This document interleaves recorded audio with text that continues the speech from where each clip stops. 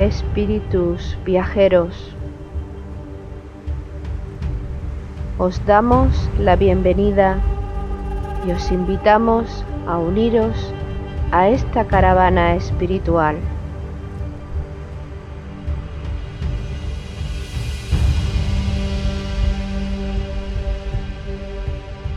Recorreremos los áridos desiertos de nuestro egoísmo personal.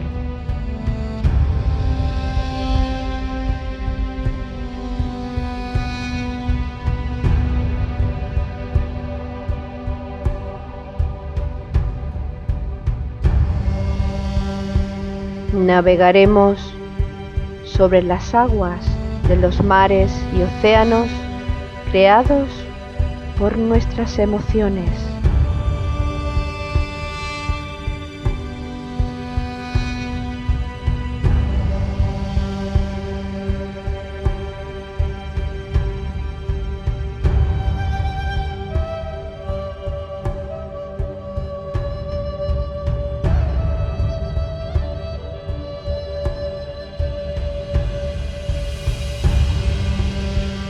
Caminaremos por los fértiles valles de nuestro despertar espiritual.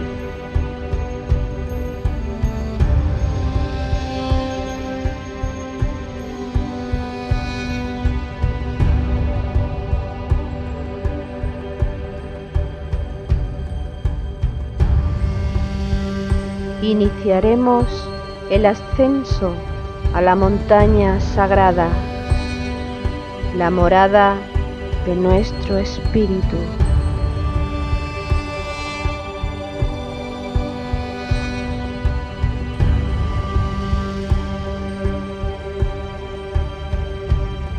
Espíritu viajero, si sientes la llamada de tu corazón deseoso, únete a nuestra caravana hacia Shambhala con alegría y gozo.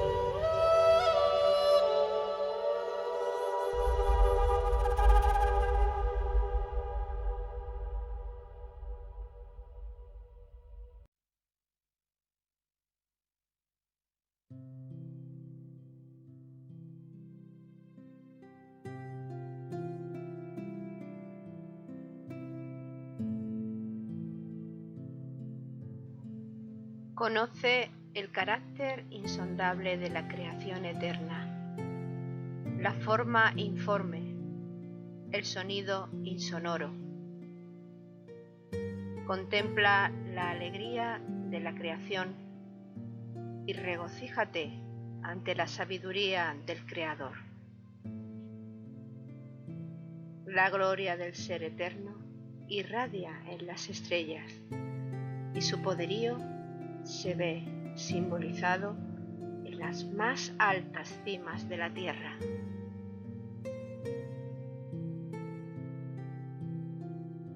Hermanos expedicionarios, queridos espíritus viajeros, iniciamos una nueva jornada de esta caravana espiritual hacia Shambhala. La hemos iniciado con una lectura de Hojas del Jardín de Moria que hace referencia a Dios, hace referencia a la forma informe y al sonido insonoro, hace referencia a la alegría de la creación y a la sabiduría del Creador, hace referencia a la gloria del Ser Eterno que irradia en las estrellas y a su poderío que lo vemos simbolizado en las más altas cimas de la tierra. Esas cimas a las que dirige nuestro rumbo la caravana, porque en ellas, en sus cumbres, es donde el ser humano físicamente puede estar más cerca del cielo.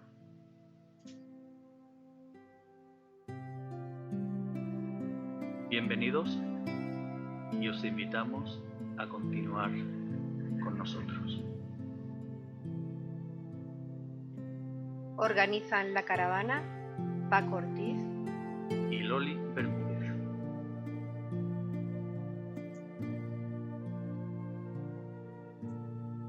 Endulzan la jornada con su música Jesús Aragón y Juan Carlos García. Nos acompañan Jesús Jurado y Ana Castro. Bueno, Jesús, ¿qué tal? ¿Estás Pues ya bien. recuperado de nuestra Sí. jornada anterior? Pues sí, fantástico, además quedó muy bien y es un programa que salió, bueno, no esperábamos nada, teníamos mucho entusiasmo y hay que decir que ha tenido muy buena acogida en la red. Por lo tanto, nada más que motivarnos un poco más, incentivarnos un poco más y continuar con este trabajo de caravana hacia Shambhala, precisamente a la casa del Padre. Hoy, como tenemos previsto, vamos a hablar de la jerarquía, de ese estado de conciencia intermedio entre el estado de conciencia humano y el estado de conciencia divino. Creo que entre todos vamos a sacar bastante luz sobre lo que es la jerarquía, pero para empezar baste decir que básicamente la jerarquía, los Mahatmas, viven y se manifiestan en el reino del amor puro. Ana, bienvenida, un saludo. Pues muchas gracias y un saludo para vosotros, para ti, Loli, y para ti, Paco. Hola. Supongo que también habrás descansado y habrás sacado tus propias conclusiones respecto a la primera jornada de nuestra expedición. Totalmente. Pues sí, he sacado algunas reflexiones, sobre todo que hemos entablado un diálogo elevadísimo, pero al mismo tiempo bajándolo al plano de la tierra, porque intentamos que efectivamente sea el reino de Dios lo que bajemos, lo que traigamos aquí a la tierra algún día. Y tenemos que entrenarnos, lógicamente. Por eso intentamos hacer un camino hacia Shambhala con todos los que nos quieran acompañar. Bajar aquí al reino de la tierra es lo propio de los seres humanos, y sobre todo cuando hablamos de jerarquía tenemos que utilizar este lenguaje, esta forma de expresión que tenemos aquí en la tierra para intentar entender lo que realmente significa. Es decir, tenemos que hacer uso de las analogías, puesto que si usamos el concepto jerárquico que el ser humano normalmente emplea en su vida diaria, sería un concepto erróneo, puesto que es el hombre, cuando habla de jerarquía, habla como un derecho propio, habla como algo a lo que, fruto de su esfuerzo o de una herencia o de algo caído del cielo, cualquiera sabe, pues está en sus manos y ello propicia el abuso de poder. Pero el concepto de jerarquía espiritual creo que es otro, ¿verdad? Totalmente distinto. Bueno, el concepto de jerarquía, como tú bien te has referido a las analogías, efectivamente tenemos que verlo desde el punto de vista humano, en que una jerarquía es un estatus más o menos elevado que debemos alcanzar. Y espiritualmente hablando, la jerarquía nos estamos refiriendo a seres superiores en evolución a nosotros, que hacen de intermediarios para traernos la luz, guiarnos y poder preparar los caminos para, entre otras cosas, que Cristo retorne a la tierra. Cristo, que es el instructor y el que preside la jerarquía.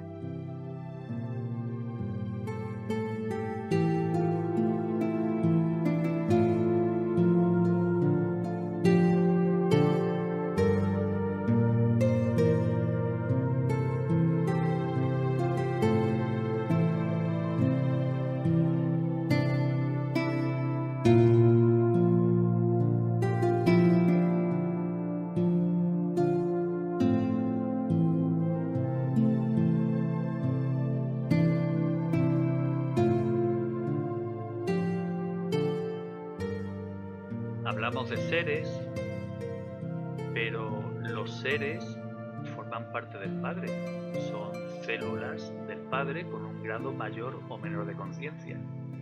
Y el Padre manifiesta su creación empleando las leyes evolutivas. Y precisamente si miramos en nuestro entorno, si miramos a la naturaleza, podremos comprender con gran facilidad que el aspecto jerárquico o el aspecto jerarquizado de las relaciones entre las distintas especies, tanto animales como vegetales como minerales, en realidad es una ley evolutiva. Es decir, la jerarquía, el concepto jerárquico está presente en la naturaleza, en toda la manifestación. A mí particularmente siempre me costó mucho trabajo al proceder de una religión establecida, me costó mucho trabajo asimilar la idea de maestros y jerarquía. Estaba acostumbrada a emplear la palabra santo. Espiritualmente hablando, cuando hablamos de un maestro, estamos hablando de alguien superior que no solamente es una excelentísima persona, sino que además conoce las leyes divinas, sabe cómo funcionan y actúa de acuerdo con esas leyes y nos ayudan a que nosotros actuemos también conforme a esas leyes. Luego, la jerarquía, al igual que aquí en el mundo, tenemos en un colegio párvulos, infantil, primaria, secundaria, enseñanza media, enseñanza universitaria. Hay una jerarquía de valores y espiritualmente hablando existe la misma jerarquía. Seres que han adquirido una evolución elevada, que ya no son presa de su personalidad, se han liberado y son seres que conocen el plan de Dios y nos ayudan a que nosotros entendamos ese plan y colaboremos con ellos para que se cumpla el plan de Dios en la tierra. Jesús, entonces, podemos deducir yo creo que con claridad, que si la jerarquía espiritual, el plan de Dios, sería imposible materializarlo. Exactamente, porque hay que reconocer una cosa que ya se ha apuntado. La jerarquía representa el punto intermedio entre lo que es la humanidad, esta conciencia instintiva que se va encaminando hacia la luz y el amor, y lo que supone la realidad de la casa del Padre, es decir, la realidad de Shambhala, la realidad de Dios, tal y como la entendemos los humanos. La mejor manera de tener una idea aproximada de cuál es este mundo de la casa del Padre es ver las cualidades que la jerarquía manifiesta. Manifiesta la luz, el amor y la voluntad al bien. No en la escala que la divinidad, el logos, el Dios, puede manifestarla, sino en una etapa que prácticamente a la humanidad se le hace muy asequible. Imaginemos por un momento una escalera de caracol. Los humanos nos estamos encaminando pues los primeros peldaños, pero la jerarquía prácticamente está al final de la escalera. Después de esta escalera hay un estado de conciencia de total identificación con el todo. Ese estado de conciencia correspondería a lo que es el logos, pero es que los humanos, ascendiendo a través nuestro, a través de lo mejor que tenemos, conseguimos acercarnos a la jerarquía planetaria. Y la ventaja de esta jerarquía es que está compuesta de entidades que en un momento determinado fueron humanos como nosotros. Por lo tanto, tenemos el importe añadido de que ya tienen la experiencia de lo que es pasar por el reino humano. En estos momentos se puede hablar que la mayoría de maestros, o los conocidos, los que todos tenemos una referencia, han sido algunos grandes personajes de la historia de los últimos siglos. Con lo cual eso nos da a entender que si ellos consiguieron transmutar las pasiones humanas y llegar nada menos al quinto reino y tener una iniciación tan elevada, una expansión de conciencia tan elevada, a los humanos que estamos en este camino iniciático, pues nos motiva profundamente y prácticamente estamos obligados, si así nuestra conciencia nos lo indica, a manifestar esas cualidades y a hacer todo lo posible por acercarnos y vivir y trabajar al servicio de la jerarquía.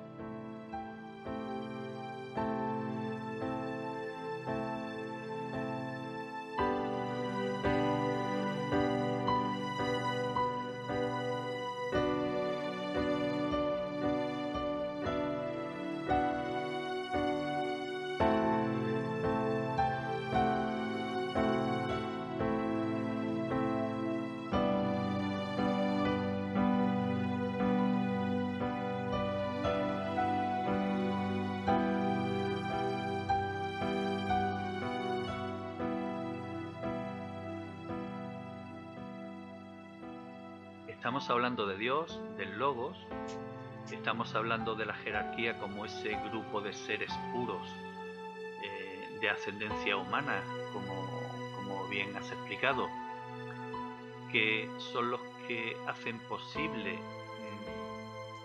hacer realidad el plan de Dios en la tierra, instruyéndonos y ayudándonos a nosotros los seres humanos. Es decir, existe aquí una cadena jerárquica en tres aspectos. Y este concepto es un concepto que está expresado de una forma realmente maravillosa y bella en el libro Jerarquía por Elena Roerich. A los hermanos de la humanidad se les ha asignado la construcción de la vida en el planeta, y ellos mantienen la orden de la Gran Madre del mundo, soberana del pensamiento. Tú, que invocas a la vida, a ti nosotros manifestaremos el esplendor de nuestro rayo. Madre, venerada por los señores, nosotros llevamos en nuestro corazón el fuego de tu amor. En tu corazón vive el ordenado rayo. En tu corazón es concebida la vida y nosotros afirmaremos el rayo de la soberana. Sí, sí, sí.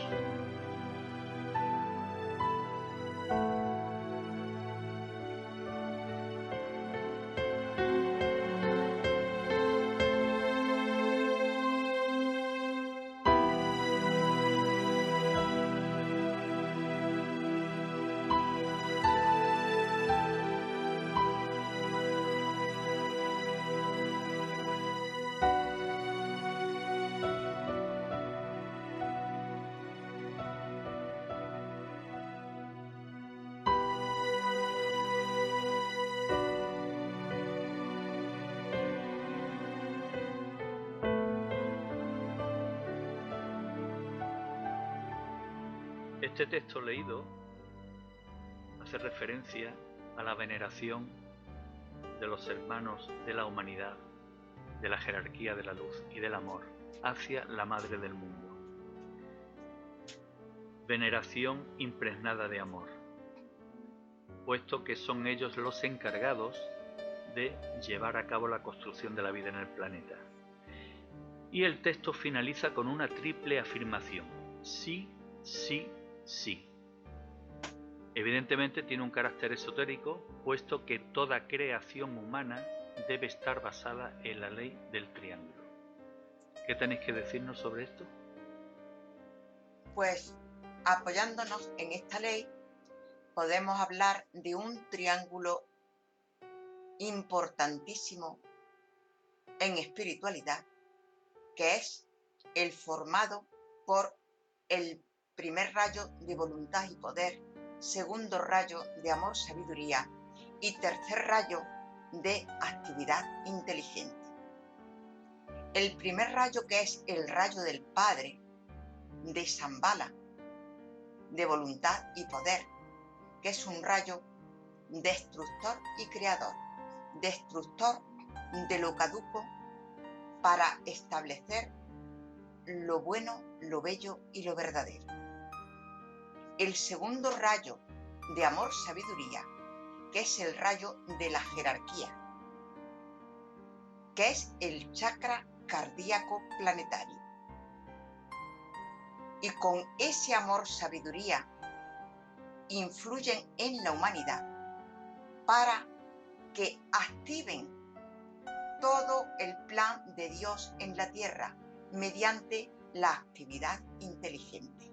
O sea, que la jerarquía está entre Shambhala y la humanidad, recogiendo la voluntad y poder para transmitirnos a nosotros ese amor, sabiduría y que actuemos con actividad inteligente y se establezca el plan de Dios en la tierra. Podríamos añadir aquí que los tres sís, las tres afirmaciones, en el fondo lo que estamos haciendo es llevando este trabajo a su máxima expresión, precisamente también en el mundo de la forma. Al decir un sí, otro sí y un tercer sí, estamos diciendo que los tres vehículos de la personalidad, el físico etérico, el emocional y el mental concreto, se ponen al servicio del acercamiento a la jerarquía, se ponen al servicio nada más y nada menos que a la manifestación de la luz, el amor y la voluntad al bien. La jerarquía manifiesta esta línea de rayo, este rayo de amor, esta línea de transmisión energética que hará que la humanidad se acerque definitivamente a la casa del Padre. Esta energía está activa desde el mismísimo momento de la creación.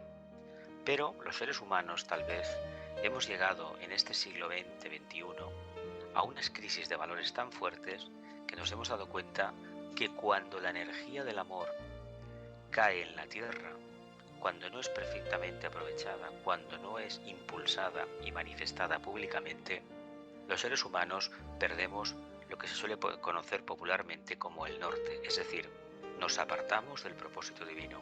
Por lo tanto, le corresponde a los seres humanos realizar el papel que hace la jerarquía, pero en un mundo mucho más denso que en el que vive la jerarquía. La jerarquía es un mundo arquetípico hacia el cual los humanos nos encaminamos y le llamamos maestros de sabiduría, de compasión, de voluntad al bien, porque para los seres humanos es el referente más inmediato de la evolución. Por lo tanto, en la medida en que entendamos este concepto jerárquico de transmisión energética, estaremos vivenciando la existencia aquí en la Tierra de la jerarquía. Estamos hablando de unos conceptos evidentemente muy superiores que desde la mente concreta el ser humano tiene ciertas dificultades para asimilarlos. Hablamos de jerarquía como algo espiritual y sublime, y el ser humano, el concepto que tiene de jerarquía es un concepto egoico, es decir, todo lo contrario. Hablamos de jerarquía como estructura, y los conceptos de estructuras organizativas que tiene el ser humano son totalmente egoicas y con un claro objetivo, obtener un lucro a cambio de la actividad que esta organización realiza. Para poder entender el concepto de jerarquía, quizás deberíamos de recurrir nuevamente a la analogía, es decir, a intentar comprender el ser humano, cómo se estructura una empresa o una gran empresa y aplicar este concepto hacia la jerarquía de la luz y la jerarquía del amor. Empleando este principio de analogía, ¿cómo podríamos describir qué es una estructura jerárquica? Debe de tener un director, debe de tener unos jefes de departamentos, es decir, debe de existir, nunca mejor dicho, una organización que permita desarrollar este trabajo de creación de vida que forma parte del plan de Dios en la tierra y que son los encargados los seres de la jerarquía espiritual. ¿Cómo podríamos describir esta organización para que lo entendamos? Pues yo podría decir que la jerarquía está constituida por ramas que es igual a decir grupos de maestros que están, digamos, unificados cada uno de esos grupos por un rayo, por alguno de los rayos de voluntad y poder, de amor, sabiduría, de actividad inteligente, de armonía a través del conflicto, etc. Entonces, cada grupo de maestros elige a sus discípulos aquí en la tierra para que trabajen eso dicho de esta manera parece que nosotros estamos viendo al maestro, estamos viendo en las ramas. Habrá discípulos que conozcan esas cosas directamente, pero nosotros normalmente, los que no hemos alcanzado el conocimiento directo, lo sabemos y nos apoyamos en estas explicaciones por la ley de analogías, como bien has dicho. Y entonces, cada uno de esos grupos tiene sus discípulos que trabajan por esa transmisión de energía, trabajan aquí en la Tierra para el establecimiento de ese plan de Dios, ese plan que tanta falta está haciendo y que efectivamente no se va a establecer mientras no hagamos una revolución de nuestras conciencias. No es suficiente con que podemos decir, tiene que cambiar un gobierno, tiene que cambiar la vida, tiene que cambiar el sistema. Por supuesto que sí. Pero mientras cada una de las conciencias, nuestra conciencia no cambie y se eleve con miras mayores, y las miras mayores son establecer el amor en la tierra. Pero indiscutiblemente los ahramas son los que están funcionando en la jerarquía. Y cada ahrama tiene su grupo de maestros y su grupo de discípulos. Discípulos que no se eligen arbitrariamente, sino esos seres humanos que se comprometen a servir altruistamente a la humanidad.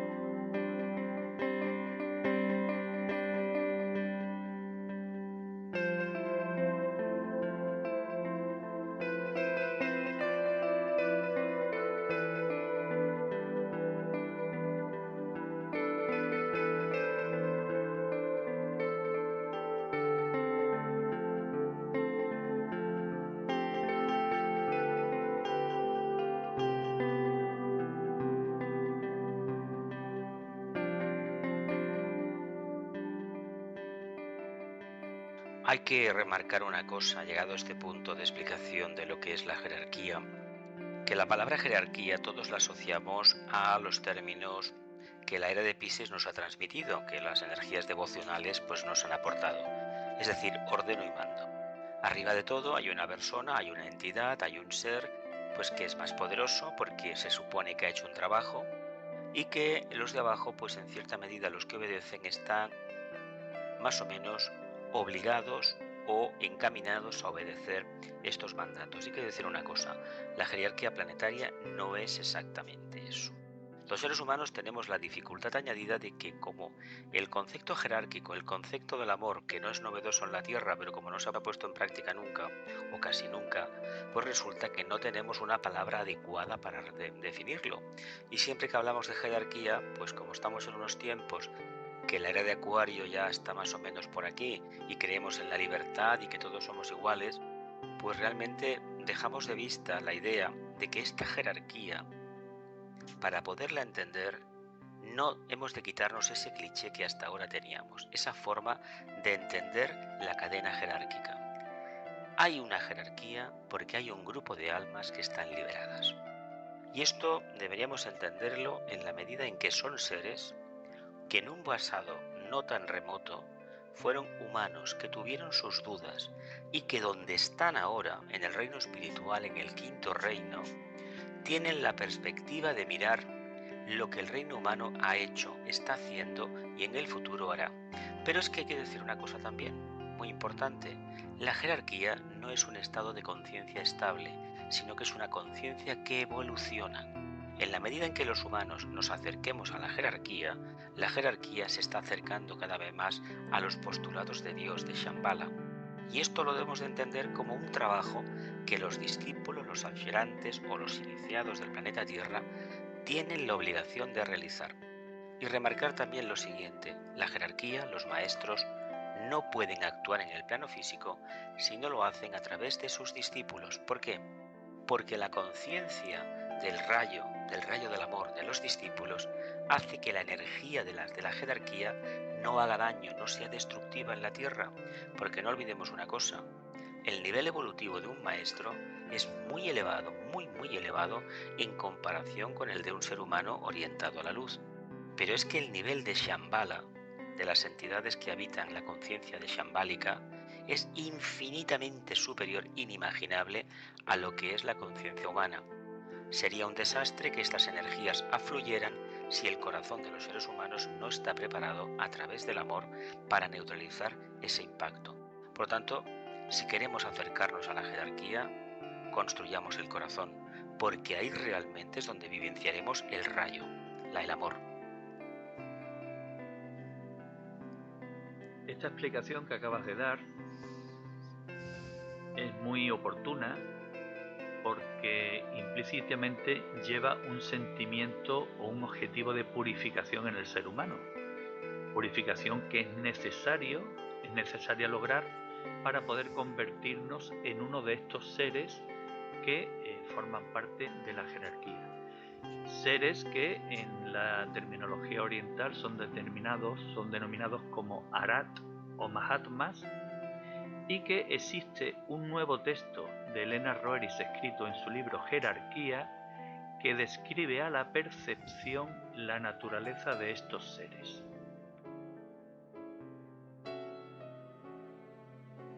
El corazón del Arat es como el corazón del cosmos. El corazón del Arat es como el fuego del sol. La eternidad y el movimiento del cosmos llenan el corazón del Arat. Entre la gente existe el concepto de Arat, embotado e insensible. Cuando la humanidad comprenda que el Arat es la manifestación más elevada de la materia lúcida, entenderá que no existe diferencia entre la materia lúcida que emite luz y la materia de amor, envolviéndolo todo con luz. La humanidad envuelve al Arat con una imagen austera, mas la materia lúcida irradia amor.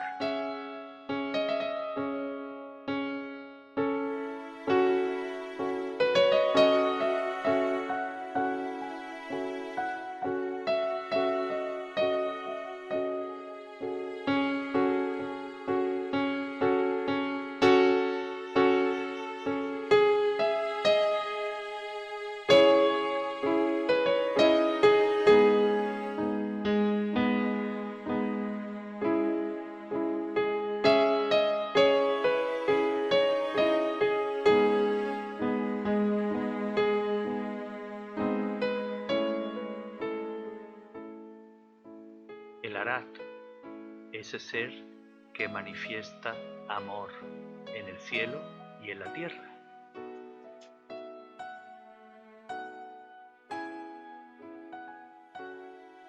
¿Qué podéis añadir? Yo añadiría que efectivamente estos seres, Arat o Mahatma, llenos de luz y de amor, no son inaccesibles para nosotros. Son inaccesibles en la medida en que nosotros no redimimos nuestra materia, no purificamos o espiritualizamos nuestro cuerpo físico, nuestro cuerpo de emociones y nuestro cuerpo mental. Es lo que se llama la personalidad.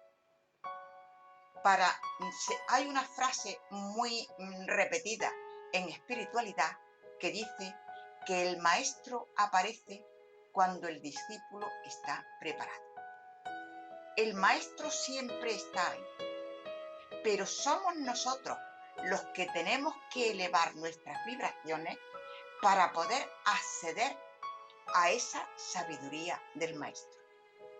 Y para eso no hay una palabra milagrosa, no hay una técnica especial, hay redención de la materia. Y esa redención de la materia no se consigue nada más que con correctos pensamientos, correctas palabras, correctos actos, igual a decir conocimiento, discernimiento, meditación y servicio. La verdad es que hay que remarcar lo siguiente. Nos puede parecer desde la perspectiva de simples estudiantes de la sabiduría antigua que el estado de conciencia de un Arat o de un Mahatma, o como el nombre con el que deseemos designarlos, pues es inalcanzable. Pero hay que decir una cosa: es un estado de conciencia que no es estático y que se ha conseguido a base de cumplir con la ley de la justa retribución, vivenciando la conciencia en cualquier asunto personal. No nos pensemos que para alcanzar el aratado o el estado de Mahatma nos tenemos que apartar del mundo y buscar la luz no se sabe dónde. La luz la vamos a encontrar siempre y el amor también. O mejor dicho, la luz ya está y nosotros vamos a poner el amor. ¿Cómo? En el trabajo diario.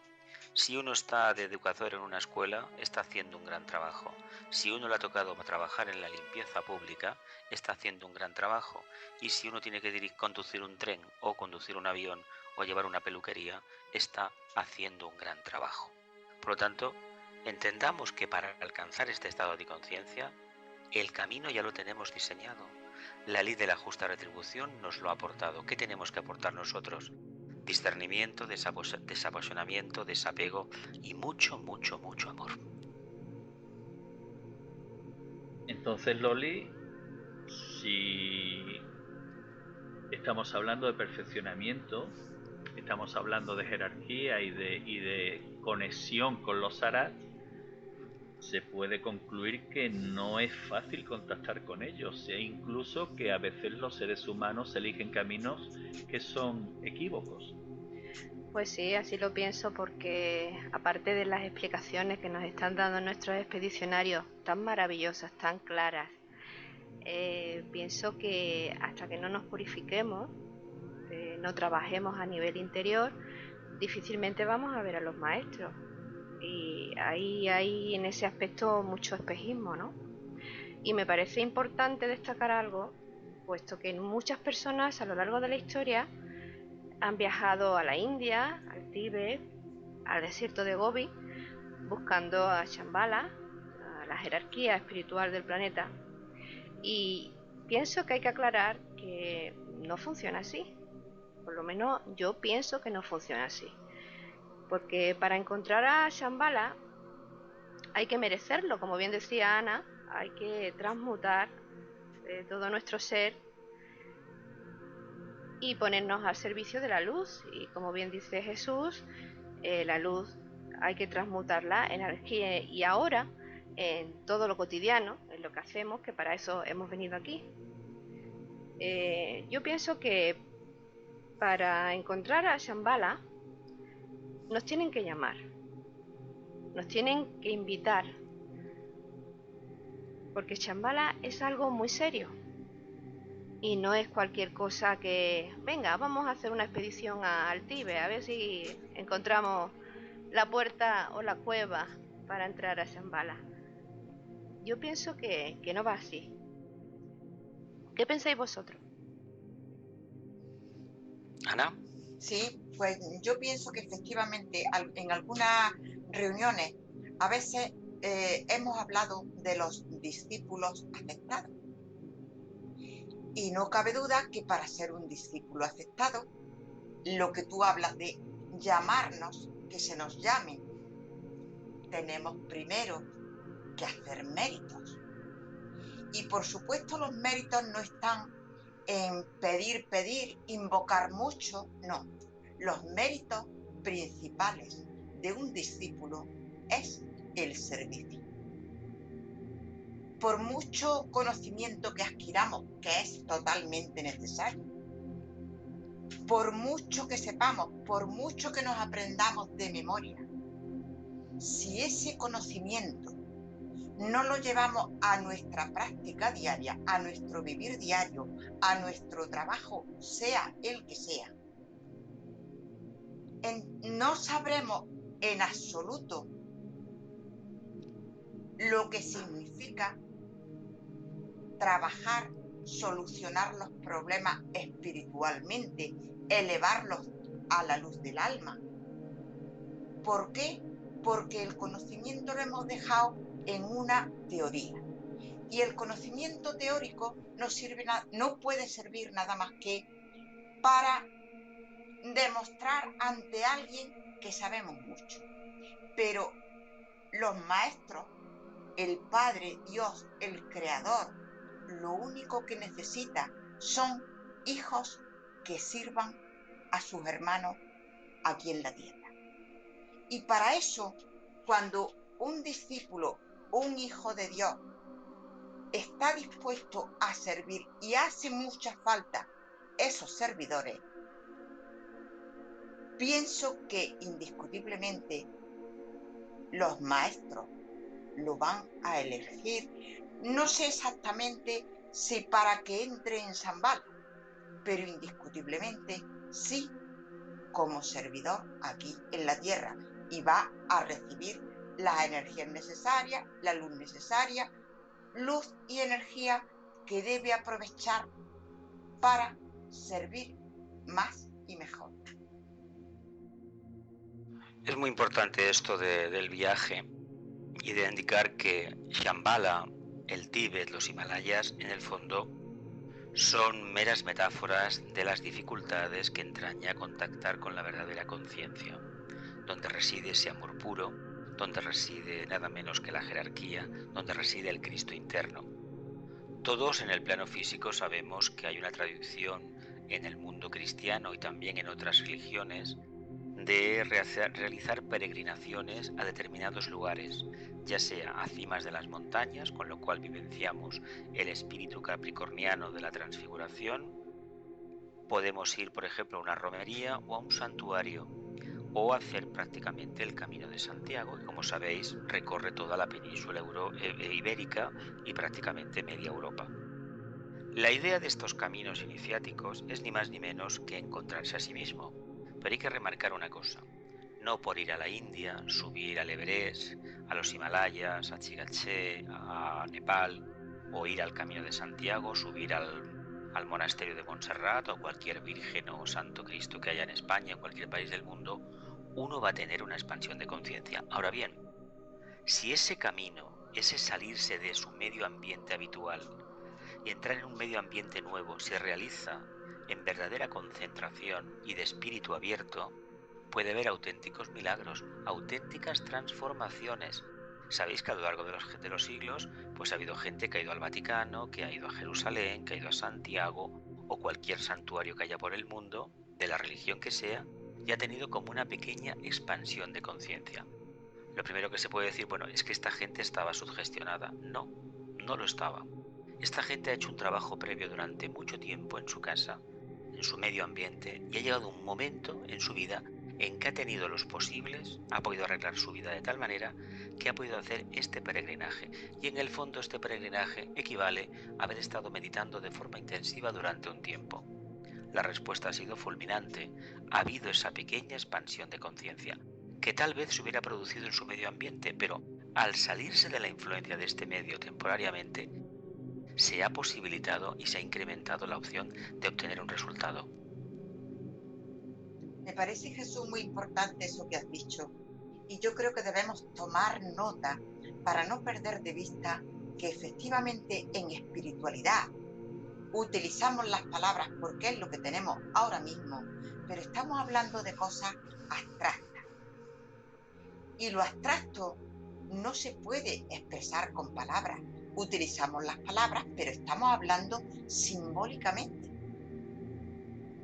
Y estamos hablando de algo que a mí nunca me gustaba utilizar la palabra de mito, porque en realidad la palabra mito no significa nada más que es algo que nos conduce a lo superior, pero que en realidad ni podemos tocar, ni podemos palpar, ni podemos ver.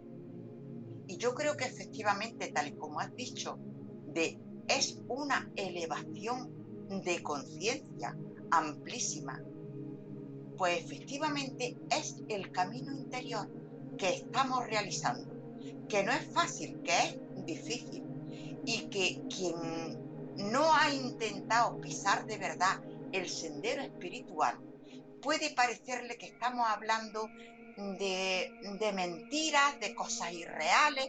efectivamente, pero para mí, que tanto he buscado este camino y que no lo encontraba y que no me convencía en absoluto lo que cualquier religión ya me pudiera decir, yo doy mil gracias porque una vez que pisas el sendero, no encuentras nada mejor. Estamos hablando de un concepto de evolución interna, de trabajo interno, de realidad, ficción, cualquiera que nos escuche y que incluso haya indagado o haya investigado en el tema, se puede plantear mil y una preguntas. La fundamental de todo, si lo que hablamos es una realidad o una ficción. Y claro, esta realidad o ficción es difícil poder discernirla porque se mezcla por una parte el aspecto abstracto hacia el que nos encaminamos y por otra parte el aspecto concreto. Dentro de este aspecto concreto, pues se hace referencia a los ramas, lo que indica o puede indicar un lugar físico en el que se desarrolla un trabajo grupal o incluso se reciben enseñanzas. Estamos hablando del Tíbet, estamos hablando de los Himalayas, de forma que se puede, ya digo, se puede uno cuestionar, a pesar de que sea algo abstracto y muy espiritual e individual, ¿puede existir una connotación física? Es decir, ¿pudiera existir, tal y como dicen las leyendas, un lugar físico en el que o bien Chambala o un aspecto de Chambala está presente y oculto al resto de la humanidad y al que solo acceden los elegidos cuando llega el momento? Sí que existen esos lugares, lo único que pasa que existen no solamente uno, existen varios en todo el mundo. Y podríamos decir que más de los que estaríamos dispuestos a reconocer. El problema es que estos sitios, estos espacios, son detectados por aquellas almas que tienen ya un recorrido, aquellas almas que están en silencio, es decir, aquellos seres humanos, aquellos hombres y mujeres que en su vida interna existe silencio, porque saben distinguir muy bien lo que es la vida del alma de lo que es la vida de la personalidad, que prácticamente en el camino evolutivo, como sabéis, es el primer curso. Si este primer curso no se ha aprobado, pues lo demás ya no merece la pena ni tocarlo. Y estos centros, estos lugares, se caracterizan por tener una energía que favorece precisamente la introspección, en las que no hay alteraciones de la conciencia, en la que no hay fenomenología tipo emocional, tipo astral, y en los que se puede mantener una paz y una quietud, una contemplación, que francamente alcanza a veces niveles sublimes. Pero ¿cómo se han construido estos lugares? Básicamente porque hay ángeles a lo largo de la historia, a lo largo de la evolución, que con su manifestación han creado un punto para que los seres humanos realmente puedan desarrollar su conciencia. En el orbe cristiano nos podemos preguntar, y bueno, toda la tradición del Imperio Romano y las culturas anteriores, nos podemos preguntar por qué en las cimas de las montañas se construían templos, se construían templetes, conventos, etc. ¿Por qué? ¿Qué finalidad tenía esto? Pues ni más ni menos que apartarse del mundo, encontrarse a sí mismo, pero curiosamente algunos lugares de estos, como sabéis por la historia, han sido ocupados por diferentes religiones. Sabéis que una religión derriba el templo que había antes y pone el suyo. Pero si tuviéramos visión clarividente, tuviéramos la conciencia más abierta, detectaríamos que allí hay algo, una especie de pequeño talismán, un punto, un vórtice energético planetario que atrae a aquellas conciencias despiertas. Y además se puede aplicar esta reflexión de distinguir entre la realidad y la ficción a los propios Sarats, puesto que según las tradiciones son unos seres que evidentemente, dada su evolución, tienen poderes, pueden hacer que los elementales cumplan las misiones que ellos les encomiendan, incluso pueden adoptar diferentes apariencias. Claro, llegado a este punto, uno se plantea dónde está la línea divisoria entre mundo astral con sus espejismos y mundo espiritual o mundo sutil superior, que es el mundo de la luz propiamente dicha. Yo diría aquí, apuntaría algo que, bajando un poquito el nivel, que nosotros como seres humanos, atraemos lo que somos.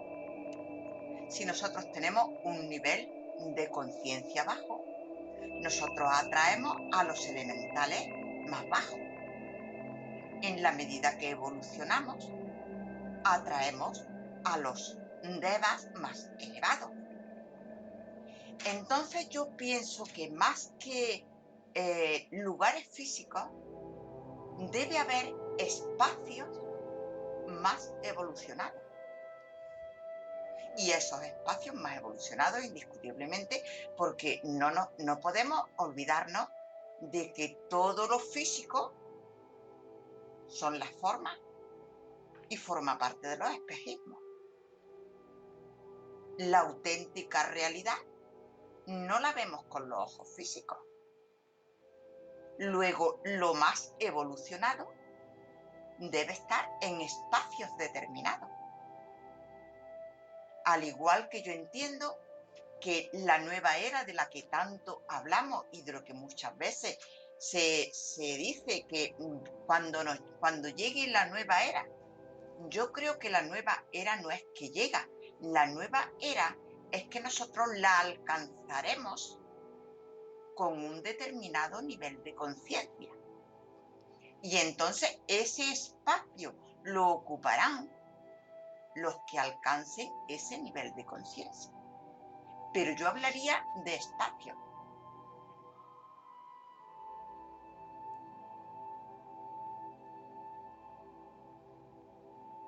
Hablar de la jerarquía y distinguir entre si es una realidad o ficción es un proceso lógico y consustancial a la evolución interior de cada ser humano. Pero cuando vemos las cosas con perspectiva, se puede aplicar el refrán de cuando el río suena, agua lleva. Y este río suena mucho y ha sonado mucho a lo largo de la historia de la humanidad, puesto que se deduce que puesto que la jerarquía ha sido la encargada de desarrollar la vida en el planeta, pues todos los seres humanos, una vez que han adquirido conciencia, de alguna forma habrán registrado ese contacto o ese conocimiento de la jerarquía como patrimonio cultural, patrimonio de la humanidad, que es transmitido a las generaciones futuras. Esto nos permite enfocar la existencia de la jerarquía a lo largo del tiempo desde tres aspectos diferentes. El más lejano, el que se pierde en la memoria del tiempo y del que realmente no existen unos datos concretos, podría ser el de la leyenda. Y cuando tratamos de conocer la existencia de la jerarquía a través de las leyendas, existe un punto coincidente en todas las tradiciones, en todas las religiones, en los textos sagrados, que hace referencia a que en la antigüedad el ser humano estaba en contacto con los dioses. ¿Eran estos dioses los seres de la jerarquía? Pues hay que decir que sí. Hay que decir que sí, porque de hecho la figura del rey, que lo tenemos coronado, es decir, el chakra coronario despierto emitiendo esos rayos de luz hacia arriba, el símbolo del león, la persona autorrealizada, autoafirmada en sí misma, ese alma en manifestación, son los vestigios que quedan de aquellos momentos que hace mucho tiempo, en la lejana Lemuria, la jerarquía se desenvolvió con la finalidad de instruir a los seres humanos entre los hombres.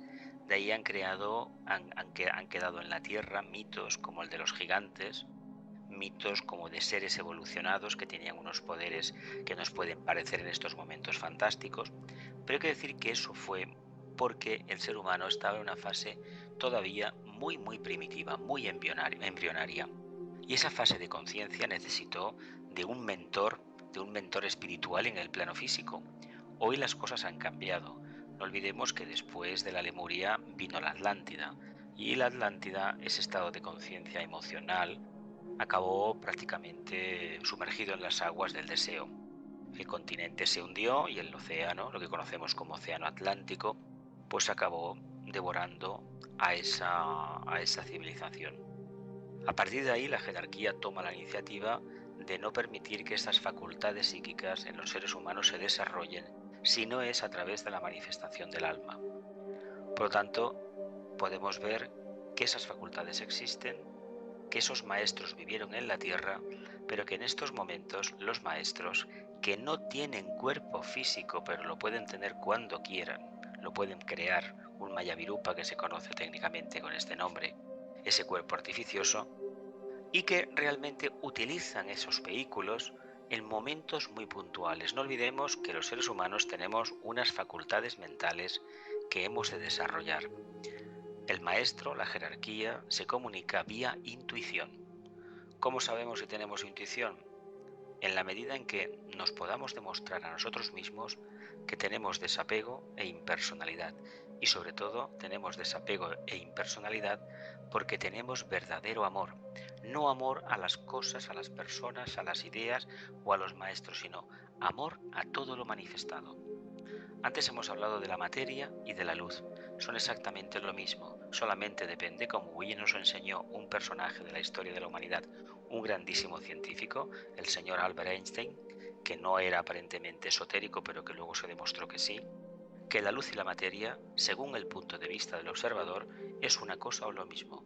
Pero quien está por encima de esa división, de esa dicotomía, de esa polaridad, sabe que luz y materia son exactamente lo mismo. Y es algo que debemos tener en cuenta en nuestra vida diaria, porque está en nuestras manos transmutar todo lo que tenemos a nuestro alcance, y precisamente con la finalidad de que el rayo jerárquico, el rayo del amor, se manifieste en el plano físico. En lugar de esperar un cielo post-mortem en el futuro, si trabajáramos el rayo de la jerarquía, el rayo del amor, tendríamos el cielo aquí en la tierra, porque hay que remarcar que el infierno no nos espera después de la muerte. El infierno lo tenemos aquí y ahora. Por lo tanto, qué mejor que vivir este infierno con verdadera comprensión y con mucho amor. Así acabaremos con todo lo oscuro que hay.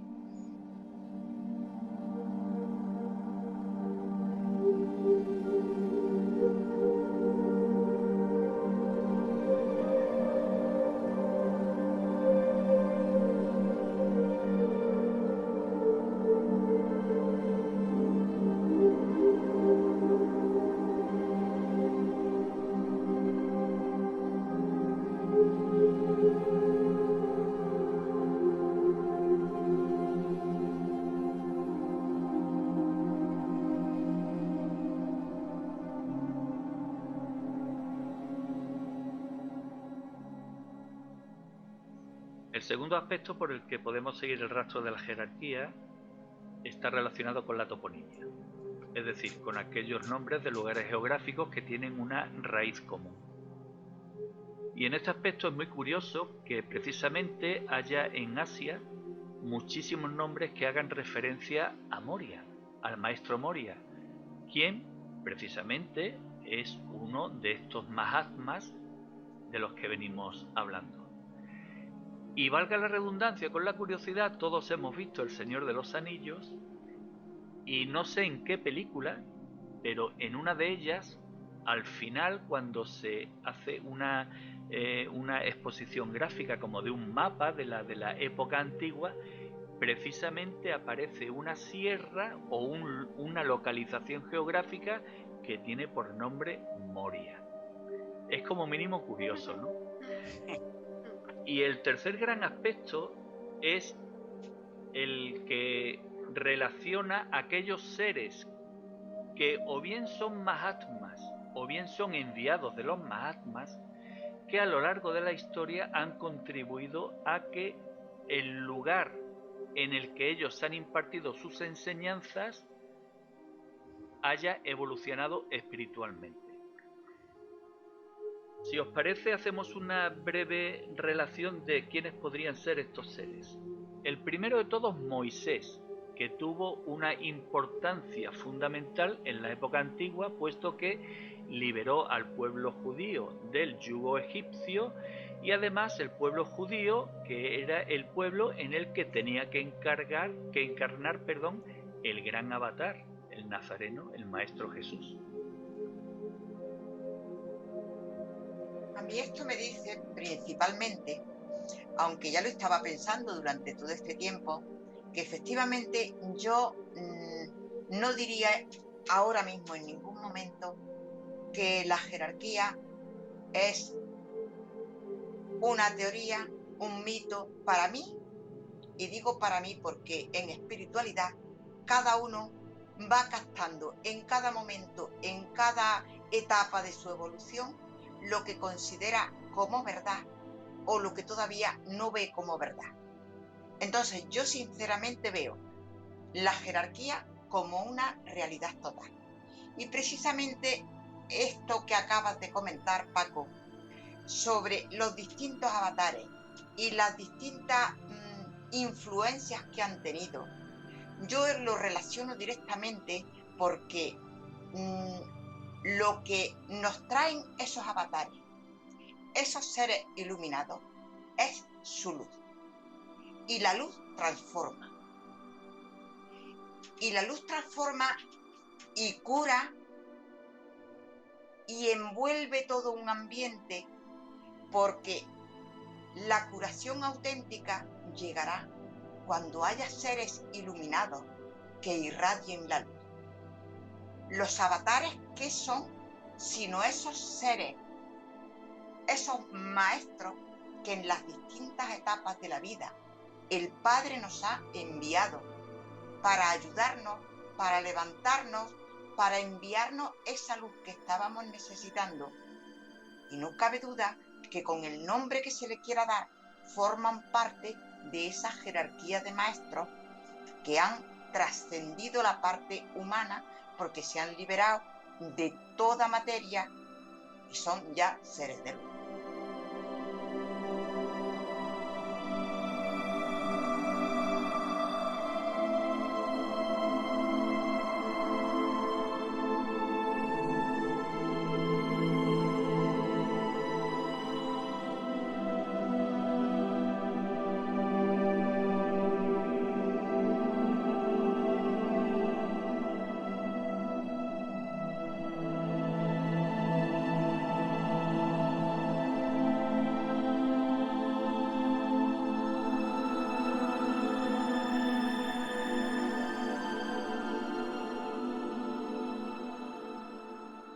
Incluso aunque no sean maestros propiamente dichos, sí que se les puede considerar enviados en cuanto a la gran enseñanza que han dejado tras de sí. Es el caso de Confucio, el caso de Buda, el caso del propio Jesús. Hablando en un concepto asiático, si hablamos en Europa, tenemos el caso de Saint Germain, que está muy documentado históricamente. Si hablamos de Estados Unidos, hay un hecho muy curioso en la fundación de Estados Unidos como país, que era cuando se celebraba la asamblea secesionista del Imperio Británico, una asamblea que se celebró a puerta cerrada, y cuando la cosa estaba más en el aire, que no estaba claro si se iban a independizar del Imperio Británico o no se iban a independizar, apareció un señor con un semblante diferente al resto, dio un discurso que los dejó a todos atónitos y votaron afirmativamente la secesión del Imperio Británico. Pero es más, estando el recinto, la sala donde se celebró, estando cerrada, cuando intentaron localizarlo no lo encontraron. Entonces son nombres, son aspectos que como mínimo nos deben de hacer reflexionar. Pues la verdad es que sí, pero no es el único ejemplo. En el siglo XX, en cierta reunión que hubo en Ginebra, en la sede de Naciones Unidas, de la antigua Sociedad de Naciones, pues creo que fue por los años 50 por ahí, hubo una reunión, apareció un señor, empezó a hablar y al comenzar a hablar se dieron cuenta que lo que estaba diciendo era lo que todos querían expresar, pero que no acababa de salir. Este señor se supo después que había sido el maestro Saint Germain, que ha hecho este trabajo en contadas ocasiones, sobre todo en Naciones Unidas. Incluso si lo llevamos al extremo, hay quien afirma que el propio Lenin era o un Mahatma o un enviado de los Mahatmas. Eso es reconocido por el propio Nicolás Roerich. De hecho, cuando su famosa expedición viajaron a Moscú y entregaron una carta a dos miembros del Soviet, una carta que fue publicada, creo, 40 años después de que fuese entregada, y una carta que es muy aclaratoria. Y claro, yo entiendo que el tema de Lenin es controvertido, pero insisto, mirando las cosas en perspectiva, la situación actual de bienestar social, que ahora se lo están cargando poquito a poco, pero me refiero el aspecto solidario de la humanidad, de la clase obrera, del cual estamos viviendo sus réditos actualmente, se deben al germen que se produjo en la Unión Soviética con la revolución. Hay que decir que todo el movimiento laborista en Europa ha sido llevado a cabo por seres que tenían un destacado papel en la vida interna, es decir, eran discípulos. No olvidemos que el germen del Partido Laborista Británico fue creado por un grupo entre los que figuraba nada menos que la señora Annie Besant, es decir, una discípula. En España tuvimos el caso del fundador del Partido Socialista y también de la UGT, de un hombre del que se sabe poco, pero que realmente demostró en su vida diaria que era algo más que la simple apariencia. Aparte de tener una tenacidad increíble, era un hombre que luchó, como otros en Europa, precisamente por la dignidad de la clase obrera. Que luego esto después se haya pervertido todo, perfecto. En el caso de Lenin es muy curioso porque la historia ha tratado de tergiversarle su trabajo. Él es un hombre que fallece a una edad muy corta de la Revolución 1924. Y el que pervierte los verdaderos valores de la Revolución Soviética, de la Revolución Socialista, es es Stalin, que de mago blanco tenía poco, vamos a decir las cosas claras. Sí que se le han querido culpabilizar a Lenin de ciertas cosas que pasaron muchos años después.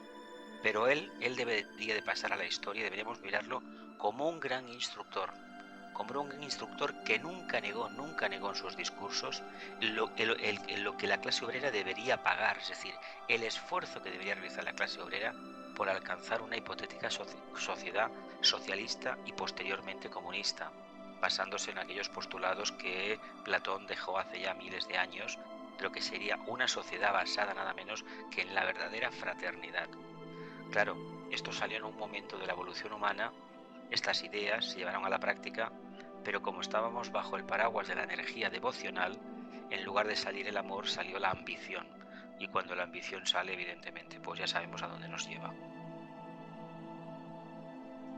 Para concluir, podemos decir que la jerarquía no es una coerción, sino una ley universal. No es una amenaza, sino una llamada del corazón. Y una admonición ardiente dirigida hacia el bien común. Es decir, tiene un claro objetivo: desarrollar el plan de Dios en la tierra. Y este objetivo no tiene carácter lucrativo como el concepto jerárquico que los seres humanos tenemos de lo que significa jerarquía. Esta idea de comunidad y de cuál es el objetivo de la jerarquía queda plasmada en el libro Iluminación de Elena Roerich. La idea de la comunidad y del bien común es la primera señal de la expansión de la conciencia. La labor del perfeccionamiento sin fin es lo que nosotros ordenamos. La expansión de la conciencia afirmará el conocimiento del espíritu, y este conocimiento conducirá a nuestra comunidad.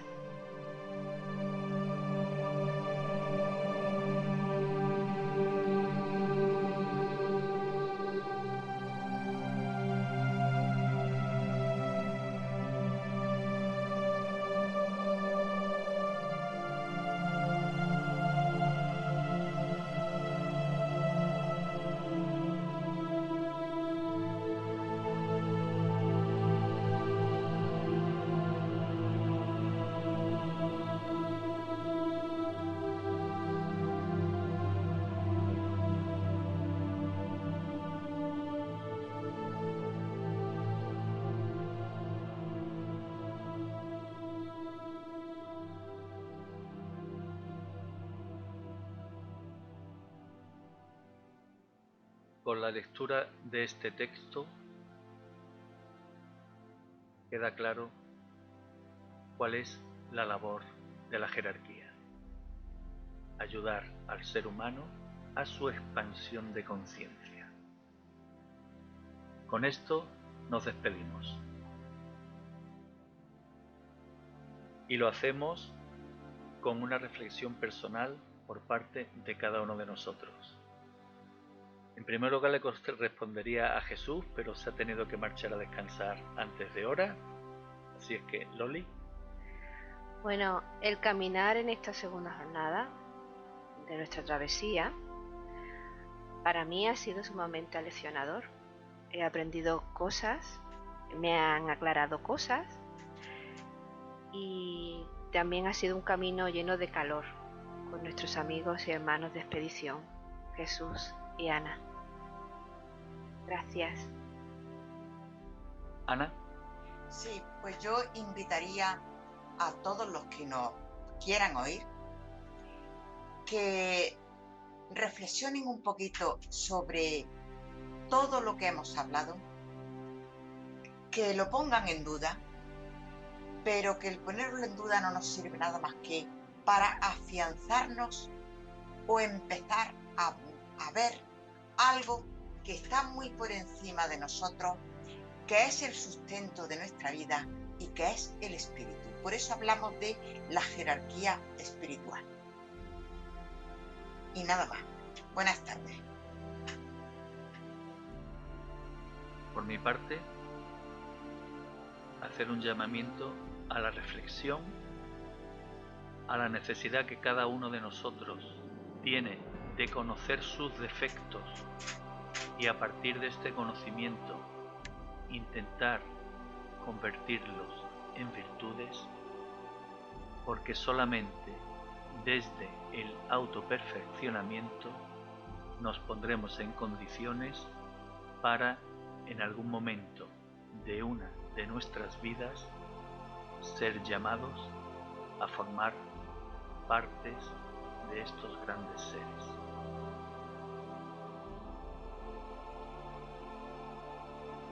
Queridos expedicionarios, hermanos, el objetivo final de nuestra expedición es servir a la humanidad. Y para ser un buen servidor debemos de orar a nuestro Padre Creador en los siguientes términos.